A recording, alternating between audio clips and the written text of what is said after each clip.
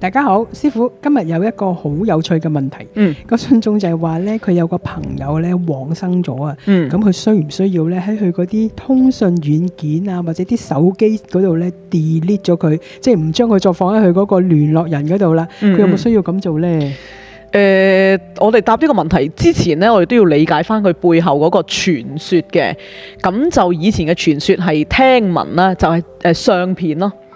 即係話，如果係嗰個相中人咧，同你有個合照，而佢已經往生咗咧，咁有好多人就話建議唔好再將佢掛出嚟嘅。係啦，有咁講過嘅。咁呢個係好民間，呢個絕對唔關佛教事。即係話佢會唔會咩拖低咗你個運程啊？會唔會影響啊？咁樣。咁但係其實咧最主要係點咧？即係聽聞啦，即係有啲叫做咩民族學家係嘛？台灣好興咁講，應該係我諗啲玄學嗰啲啦。其實咧佢哋就試過比較理性啲去理解嗰件事嘅。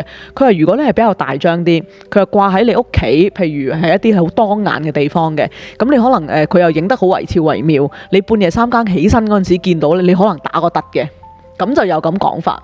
咁但係就佛教喺呢個方面，無論係你手機軟件啊、應用程式啊、電話簿啊呢啲咧，其實就冇一定需要咧就將佢刪除嘅。咁但係仲有咯，咁可能佢第二個考慮就係話如果唔刪除佢，會唔會打俾佢啊嘛？即係個亡者。其實咧呢啲咁嘅傳聞我聽過好多喎，即係佢已經過身，然後咧真係喺陽間人咧就係聽電話嘅時候就聽到陰間人哋打嚟，咁但係就其實世代越嚟越唔同啦，啲人就對於呢一方面嘅嗰個嘅叫做咩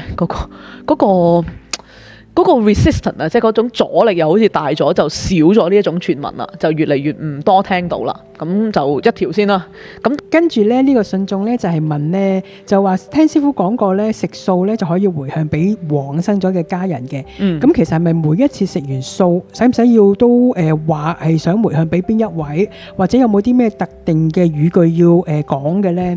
咁同埋平時咧如果佢將念阿彌陀佛嘅名號嗰個功德同時間回向俾十方眾生，再加埋自己去往生極樂淨土，呢一個又係可唔可以嘅？好，呢一個就好容易答嘅，咁樣嘅，要回向俾往生嘅屋企人呢，其實啱嘅。我哋成日都講誦經啦、念佛菩薩聖號啦、持素啦、行善啦等等，都可以回向俾自己嘅家人嘅。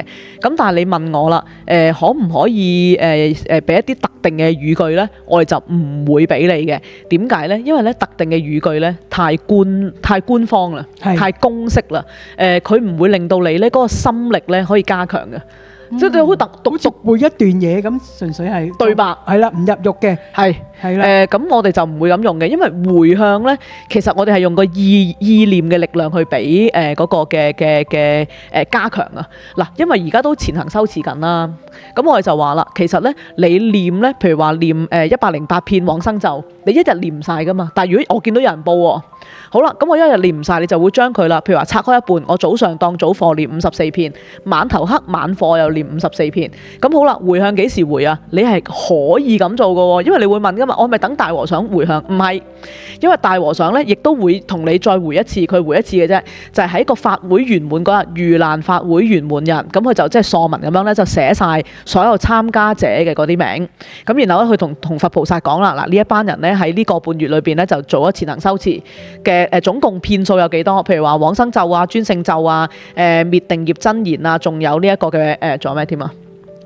報父母恩咒。咁佢哋每一樣嘢又念咗幾多片？咁啊大和尚會同佛菩薩講，咁佢回向一次，佢用佢嘅意業嘅力量去祝福你。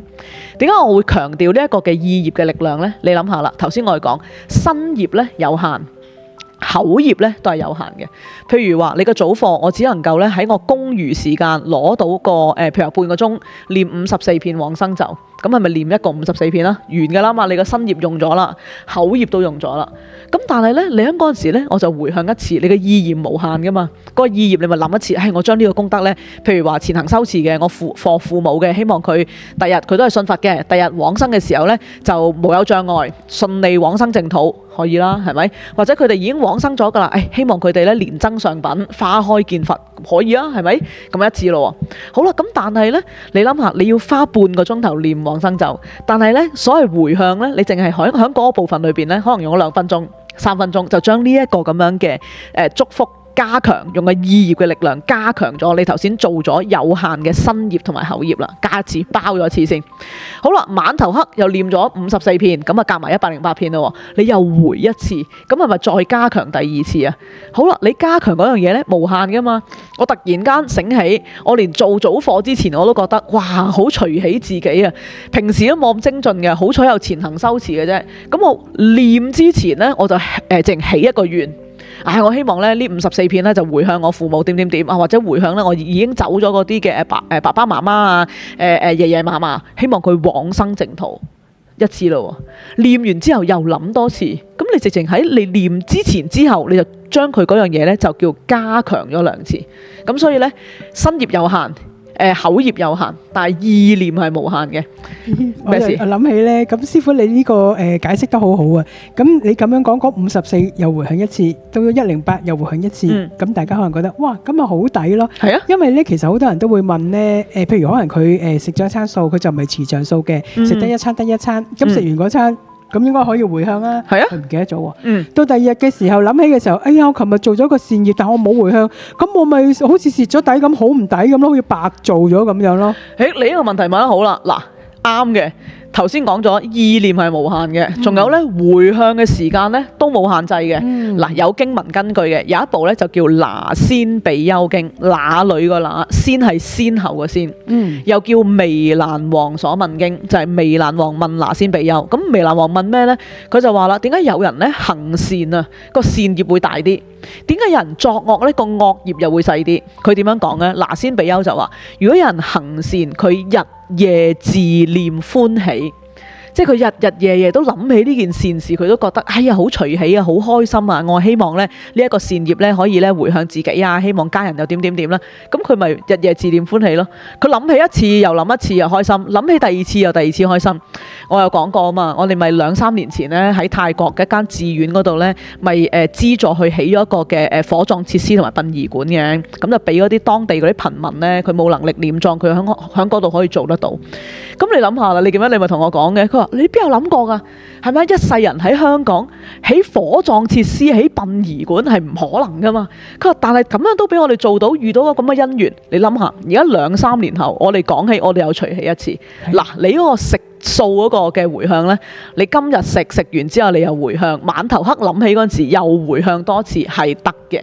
咁呢個呢就冇限嘅。咁你諗下啦，你覺得哇，其實食肉獸嚟嘅喎，冇諗過自己會食素嘅喎，可能2日之後你諗起又回向多次，又自己隨起多次，係好噶，冇限嘅，呢個真係好着數嘅事。咁就最尾啦，就問埋啦，如果念阿彌陀佛，咁可唔可以咧同時將功德回向俾自己同埋十方眾生都能夠生淨土呢？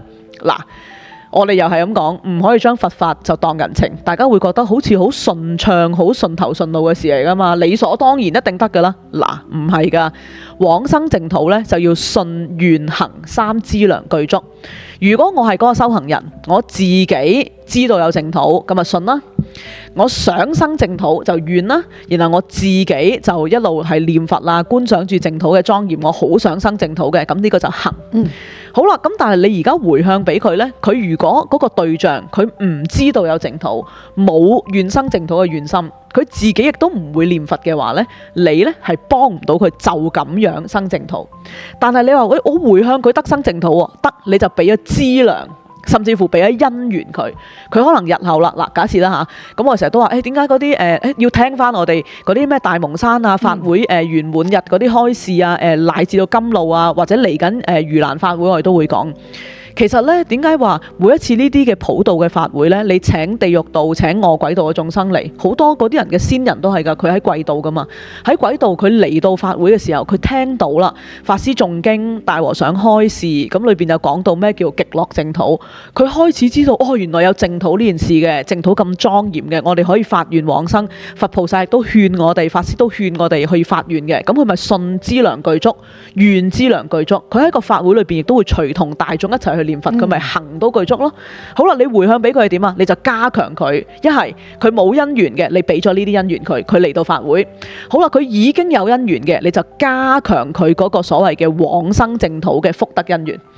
跟住啦，同時間你令到佢譬如話佢喺中陰身嘅時候，可能係清醒啲啊，有一個好強烈嘅願生淨土嘅願心啊，或者多啲助力啊，唔知點解嗰個中陰身去到四周圍呢啲人都係談論緊啊，要往生啊，要念佛嘅，咁佢咪多個資糧咯。咁所以往生咧係課嗰個資糧嘅唔係回向係課往生嘅資糧，但係咧信願行咧佢係要具足。咁你就唔可以將佢咧混為一談，我哋呢個一定要好清楚。所以咧佛法係真係一就一，二就二咯。我哋講就唔能夠亂講嘅。咁啊，今集應該好清楚啦。咁今集到呢度先，我哋下星期翻嚟。